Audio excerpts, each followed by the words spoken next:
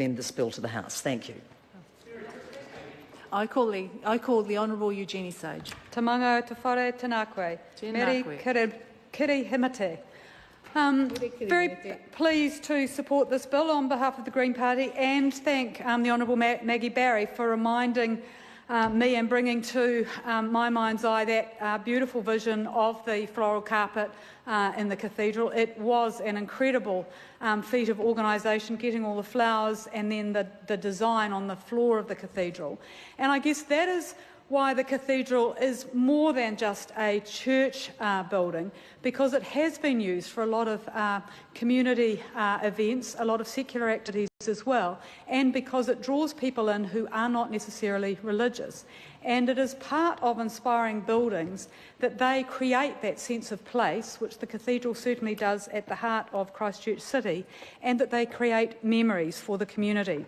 I will be delighted when this bill goes through, because walking down Armagh Street last weekend past the Canterbury Provincial Chambers, which was very soon after the earthquakes, it was very badly damaged, but there were efforts made to weatherproof it so that it could be restored over time as funds, skills and skilled craftspeople permitted.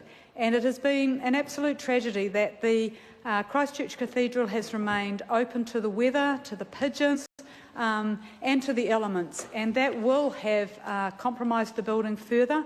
What this bill going through will mean that as a very first step, the building can be weatherproofed and action taken to do that, to ensure that we don't allow it to deteriorate further. And this bill is also significant because it continues and creates that sense of momentum and energy that has seen groups like the Great Christchurch Buildings Trust work so hard to put before the public, to encourage the Church Property Trust and others in their vision that this magnificent building can be reinstated and restored. And I pay tribute to the former Minister, the Honourable Nikki Wagner, for all of the work that she did with the Church Property Trust, working with the Bishop, so that the Synod made that great decision that they did to accept the Crown offer and to go forward with reinstatement. And I congratulate all of the members of the Select Committee under Deborah Russell's chair, and the Honourable Megan Woods for continuing the initiative that had built up around the cathedral after so many years of letting it really fall into disrepair because of the substantial difference of views within the Christchurch community over its future. But I think, Madam Chair, that is a function and just a sort of an aspect of the Christchurch character, that there are these extraordinary arguments around sometimes new buildings, around public spaces like Victoria Square, around the Art Centre when there was a proposal for a music conservatory there that went to the Environment Court. People in Christchurch really care about what happens in public spaces. So there has been enormous debate about the cathedral. That now, with this bill, there's a coming together so that everybody is working for that common purpose of reinstatement. And like others, pay tribute to the enormous efforts of the Honourable Jim Anderton with his work with Philip Burden and other members of the Trust to make sure in those early days that Sarah didn't issue that Section 38 demolition notice that some had wanted. And also commend Minister Brownlee, because I think he was involved too in those days to ensure that that notice didn't go through, as it did with so many other Christchurch buildings, to the detriment of the city's character and built heritage.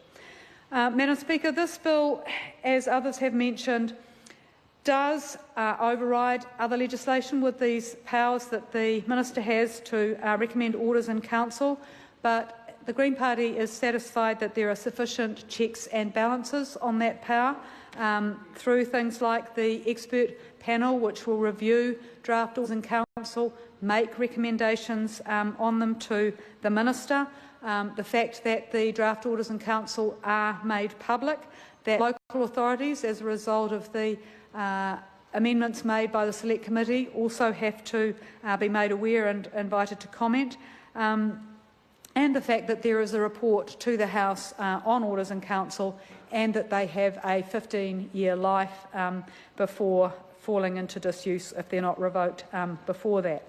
So I think the bill shows, once again, the value of legislation going to select committees. Even though there was a very truncated and short select committee process, there were a number of submissions which did result in some quite significant changes to the bill, with the changes to the purpose to recognise the contribution that the Cathedral makes to the cultural, social and economic wellbeing of the city, and that its reinstatement will contribute to that wellbeing, as well as those existing aspects of the purpose around providing greater certainty for both the Christchurch community and the Christchurch Property, or the Church Property Trust. I think the addition of a map to the bill, making it very clear what the cathedral area involved, was a good addition, and the Select Committee, I think, has done an excellent job, and join with others in commending this bill to the House, and the fact that it marks a significant step forward in the future of our city, given that the cathedral is such a potent symbol for Christchurch.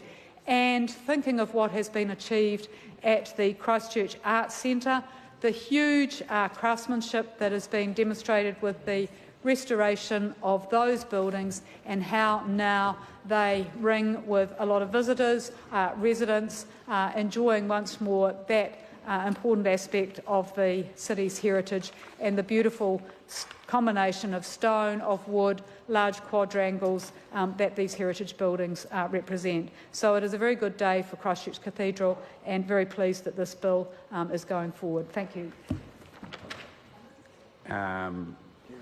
Sorry, Stanford. Ms. Stanford. Erica, sorry. It's fine. Thank you, Mr. Speaker.